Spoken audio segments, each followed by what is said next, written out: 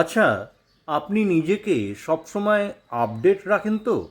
এই আপডেট থাকা ব্যাপারটাকে স্মার্ট ইংরেজিতে কিভাবে বলবেন জানেন? শব্দটি হলো keep abreast of. Keep abreast of এর মানে হলো কোনো বিষয় সম্পর্কে একদম সাম্প্রতিক তথ্য জেনে রাখা কিংবা আপ টু ডেট থাকা।